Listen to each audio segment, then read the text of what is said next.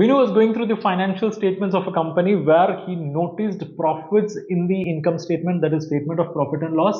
And when he gone through the cash flow statement, he was shocked because it is showing cash from operations as negative figure. So on one side they are reporting profit, and the other side in the cash flow statement they are reporting a negative figure.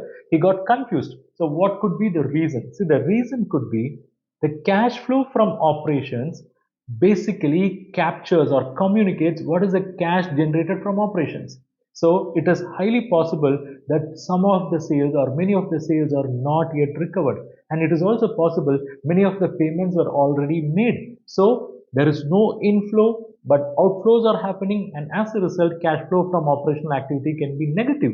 But in income statement, how you are going to arrive at the profit?